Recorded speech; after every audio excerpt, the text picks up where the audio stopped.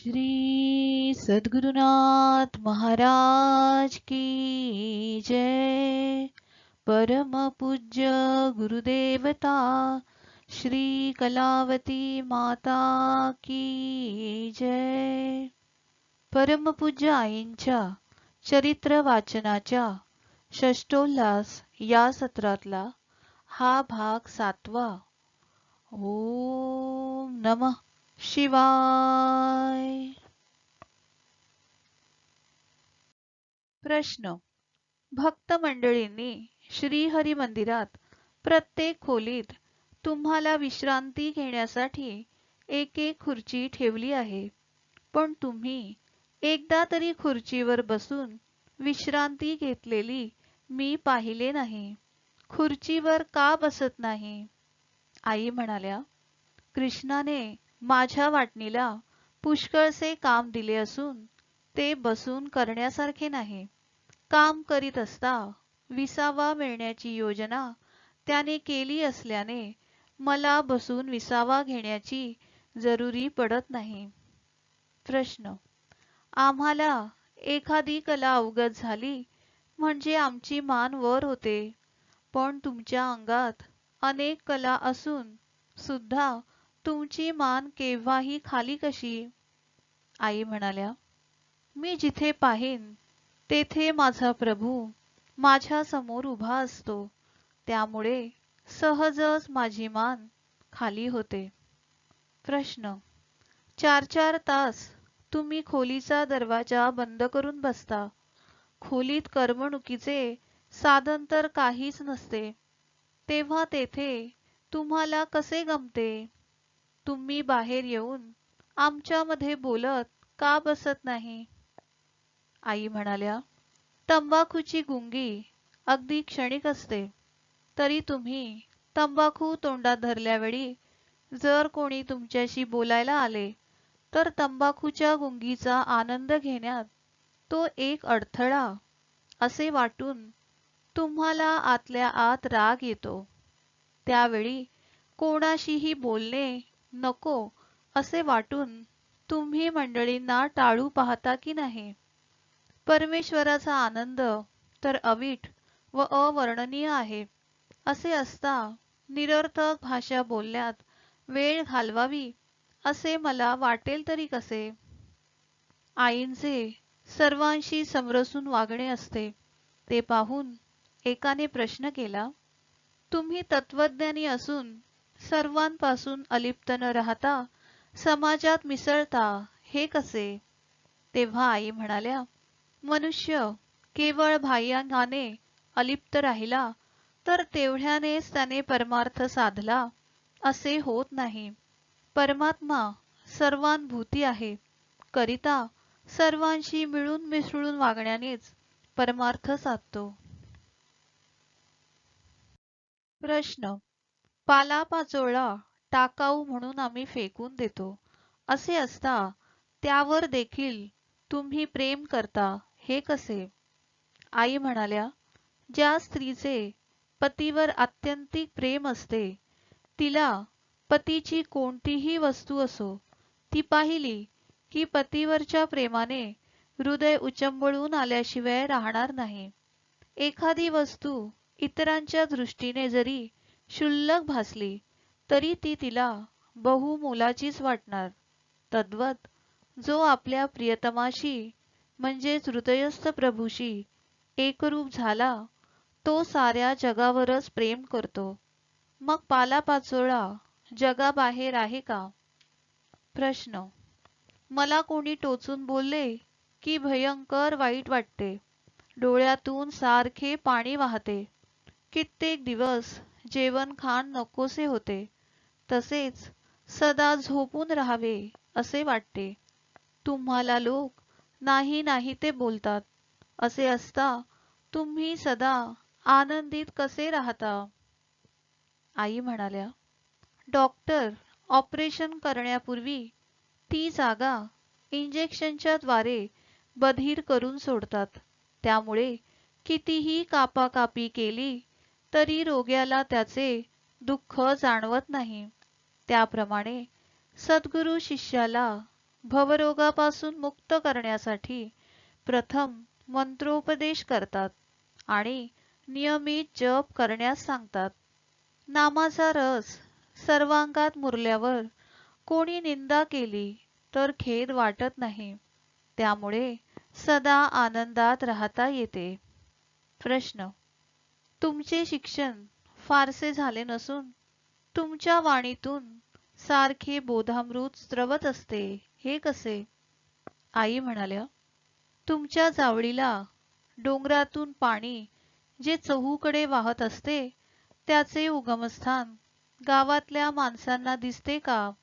त्याप्रमाणे जोवर देहबुद्धी आहे तोवर बोधाच्या उगमस्थानाचे मी कितीही वर्णन केले तरी तुमच्या प्रश्नाचे उत्तर तुम्हाला मिळाले असे होणार नाही. प्रश्न: तुमच्या भोवती नेभळट, तापट, बेजबाबदारपणे वागणारी, धरसोड वृत्तीची, कुचक्या मनाची, आळशी, खादाड, उर्मट अशीच माणसे कशी गोळा झाली आहेत? आई म्हणाल्या, परटाजवळ घाण कपडेच गोळा होत असतात, कारण मळलेले कपडे स्वच्छ करणे हे परटाचे काम आहे. सोनाराजवळ मोडके दागिने जमा होतात, कारण ते दुरुस्त करण्याचे काम त्यालाच साधते. डॉक्टरजवळ रोगी जमा होतात, का तर रोगापासून मुक्त करण्याचेच काम त्यांनी हाती घेतलेले असते. त्याप्रमाणे मनुष्याच्या अंगातील दुर्गुण काढून त्यांना सद्गुणी बनवण्याची कामगिरी देवाने माझ्यावर सोपविली आहे. त्यामुळे माझ्या भोवती असलीच माणसे जमतात आणि यापुढे अशी जमत राहणार. प्रश्न: तुम्ही एकांतात बसता तेव्हा कसला विचार करता? आई म्हणाल्या, माझ्या डोक्यात केव्हाही विचार नसतो. प्रश्न: तर मग एखादे वेळी कोणताही मजकूर लिहायला सांगत असता तुम्ही भराभर कसे सांगू शकता? आई म्हणाल्या, सिनेमातील पडदा एरवी शुभ्र असतो, फक्त ऑपरेटरने मशीन चालवीत असता मात्र त्याच्यावर चित्रे दिसतात. त्याप्रमाणे माझ्या डोक्यात केव्हाही निश्चिंतताच असते. ज्यावेळी कृष्णाची प्रेरणा होते त्यावेळी तेवढे मजकूर सांगणे मला जमते. एक प्रोफेसर म्हणाले, तुम्ही सिद्धानंद लहरीत एका ठिकाणी सर्व संत मला आवडतात पण त्याहून सिद्धारूढ अधिक आवडतात असे म्हटले आहे. तेव्हा संत मेळा या पुस्तकात सिद्धारूढांची गोष्ट अगदी शेवटाला का घातली? तेव्हा आई म्हणाल्या, लास्ट अँड बेस्ट ही म्हण तुम्ही जाणतच असाल. तेव्हा प्रोफेसरांनी जीभ चावली. सहज बोलणे. एके दिवशी कुसुम नावाची मुलगी आईंचे पातळ धुत असता, आई, नवीन नवीन पातळे असून जुनी तीच पातळे तुम्ही का नेसता? आजपासून तुम्ही नवीन पातळ नेसायला काढले पाहिजे, नाहीतर मी जुनी पातळे फाडून टाकणार, असे म्हणाली. यानंतर माझ्या सहवासात जर एखादी तुझ्यासारखीच मुलगी आली तर तू जुनी म्हणून तुला रजा द्यावी लागेल, असे आईंनी तिला सांगितले. एकदा सुमन रस्त्याकडे पाहत म्हणाली, इकडून प्रायव्हेट कॅरियर गेली व तिकडून पब्लिक कॅरियर आली. तेव्हा एकीकडून प्रापंचिकांचे कार्य चाललेले असते तर दुसरीकडून संतांचे कार्य चाललेले असते. प्रायव्हेट कॅरियर म्हणजे प्रापंचिकांचा देह, स्वतःपुरताच विचार करणे, आणि पब्लिक कॅरियर म्हणजे संतांचा देह, जगासाठी झटणे, असे आईंनी तिला सांगितले. हिरा म्हणाली, ही मोगरीची झाडे रोज पाणी घालूनही वाळू लागली आहेत, का कोण जाणे? आई म्हणाल्या, राजसूय यज्ञाच्या वेळी रोज ब्राह्मणास लाडू, जिलेबी वगैरे पंचपक्वान्नांचे जेवण मिळत असे, परंतु भोजन समयी भीमसेन त्यांना वरचेवर कठोर भाषणाने दुखवीत असल्याने ते ब्राह्मण दिवसेंदिवस रोडावत चालले. त्याप्रमाणे झाडांना जरी नियमित पाणी मिळत असले तरी त्यांच्या बुडाचा कचरा झाडताना रोजच्या रोज खराट्याचा सारखा त्यांना धक्का बसतो. त्यामुळे ती झाडे वाळत आहेत. सुधा म्हणाली, परवा लावलेल्या नवीन झाडांची पाने सारखी गळून पडत आहेत. आई म्हणाल्या, एखादे झाड पहिल्या जागेतून काढून नवीन जागेत लावल्यावर त्याची जुनी पाने गळून पडतात आणि त्यांना नवीन पालवी फुटते. मनुष्याचे पण तसेच आहे. संत संगतीत गेल्यावर मनुष्याच्या ठिकाणी आत्मत्वाची नवीन पालवी फुटत असता मागील कुसंस्काररूपी जुनी पाने गळून पडतात. लक्ष्मीबाई म्हणाल्या, आज मी बाजारातून 4 हापूस आंबे आणले होते. मधूने ते सर्व अंगणात फेकून दिले. आई म्हणाल्या, आंबा म्हणजे काय वस्तू आहे हे माहीत नसल्यामुळे त्याने ते फेकून दिले.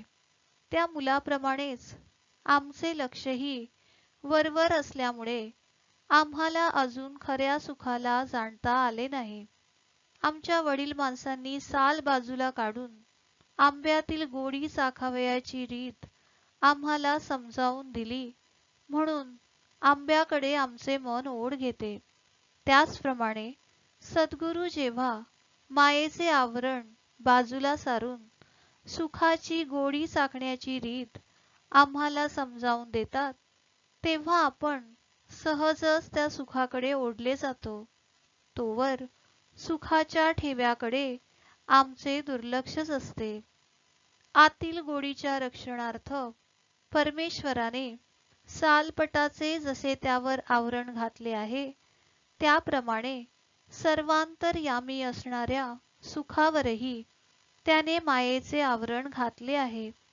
सालपट बाजूला काढल्यावर जशी आंब्यातील रसाची गोडी कळते, त्याचप्रमाणे मायेचे आवरण बाजूला सारल्यावर मनुष्याला खऱ्या सुखाचा अनुभव येतो. आऊताई म्हणाल्या, आज 20 वर्षे भाड्याच्या घरात राहून कंटाळा आला होता. आता आपल्या कृपेने जवळ 4 पैसे जमले म्हणून स्वतःचे घर बांधून राहिलो आणि सुखाने 4 घास खात आहोत. आई म्हणाल्या, जोपर्यंत आपल्याजवळ भक्तिरूप धन साठले नाही, तोपर्यंत आपल्याला अनेक योनी फिराव्या लागतात. संत संगतीच्या योगे भक्ती दृढ झाल्यावर स्वतःचे घर म्हणजेच अखंड सुखाचे जे स्थान ते आपल्याला मिळते, त्यावर आपण निश्चिंत होतो. तुळसाबाई म्हणाल्या, आज मुंबईहून येताना गाडीत फारच गर्दी होती. आई म्हणाल्या, कितीही गर्दी असली तरी माहेरी येण्याच्या ओढीमुळे गर्दी तुम्ही सहन केलीत ना. त्याप्रमाणे देवाच्या भेटीची ओढ लागली म्हणजे कितीही अडथळे आले तरी पाऊल पाठीमागे न घेता सर्व त्रास मुकाट्याने सहन करून मनुष्य शेवटी आपले ध्येय गाठतो. सरोज रस्त्याकडे पाहून म्हणाली, काय सारखे लोक चालले आहे सर्कशीतले वाघ सिंह पाहायला. आई म्हणाल्या, वाघ सिंहादी प्राणी माणसाळलेले म्हणजे त्यांना पाहण्यासाठी जशी माणसांची गर्दी होते, तद्वत मनुष्यातील मनुष्यपणा देवपणात विरून गेला म्हणजे त्या व्यक्तीच्या दर्शनाला पण माणसांची गर्दी होते.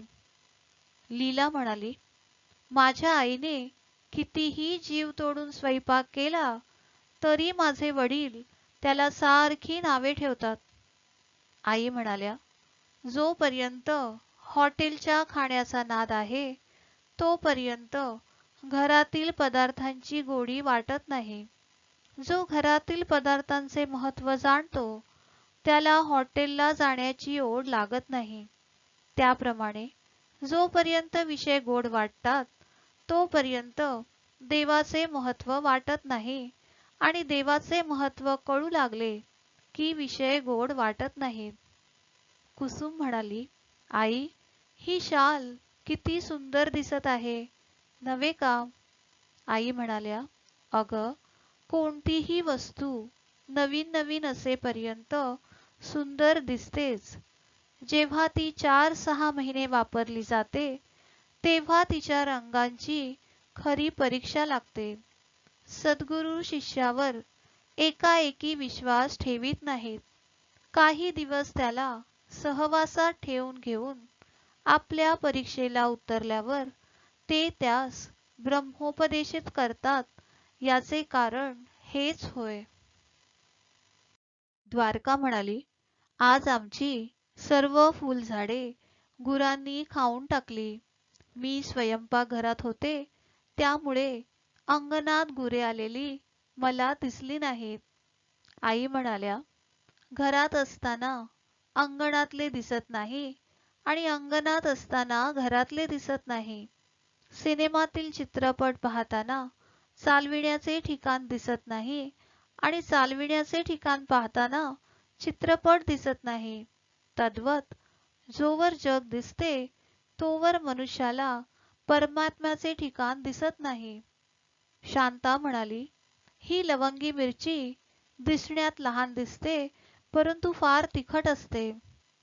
आई म्हणाल्या, कॅमेराचे छिद्र किती लहान असते, परंतु भली मोठी इमारतही त्यातून उमटू शकते की नाही.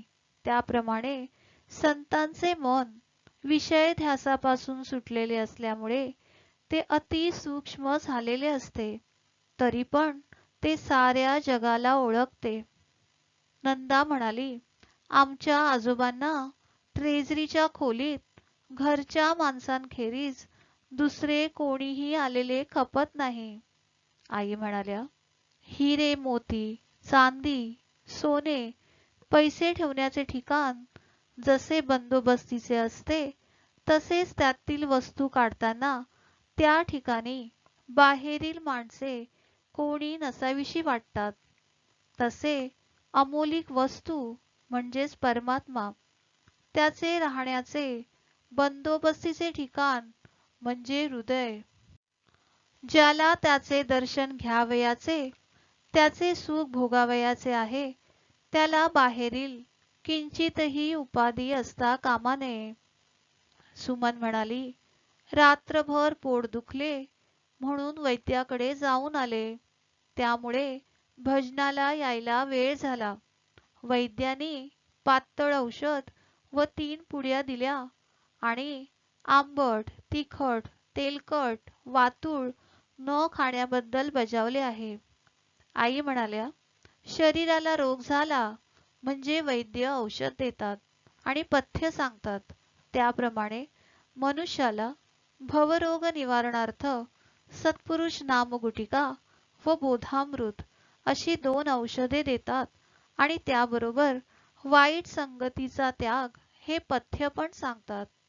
वैद्याच्या सांगण्याप्रमाणे रोग्याने वागल्यास जसे रोग बरे होतात, तसेच सत्पुरुषांच्या सांगण्याप्रमाणे वागल्यास मनुष्य भवरोगापासून मुक्त होतो. कमल म्हणाली, आम्ही लंका नगरीला जाऊन सुखरूपपणे कालच आलो. माझी मैत्रीण गेल्या वर्षी लंकेला जाऊन आली. तिच्याकडून लंका नगरीला जात असता समुद्रोल्लंघन करावे लागते, फक्त आगबोट तेवढीच तेथवर नेऊन पोचवू शकते, इत्यादी सविस्तर माहिती आधी मिळाल्यामुळे जाता येता किंवा कोठेच त्रास झाला नाही. आई म्हणाल्या, मोक्षनगरीला जाणाऱ्यांना पण भवसिंधू तरून जावे लागते. भवपार तरण्यास गुरुवाक्य एकच साधन आहे. जो मुमुक्षू असेल त्याने मोक्षनगरवासी म्हणजेच संत त्यांनी दिलेल्या सूचनेप्रमाणे एकनिष्ठेने मार्ग आक्रमू लागल्यास अगदी निर्विघ्नपणे त्याला मोक्षनगर गाठता येते. पुष्पा म्हणाली, आई, तुम्ही आमच्या चुकीबद्दल आम्हाला रागवलात की यापुढे तुम्ही आमच्याबरोबर अबोला धरणार असे वाटते, पण दुसऱ्या घटकेला आमच्याजवळ हसता, आम्हाला खाऊ देता, ते पाहून एकदम आश्चर्य वाटते.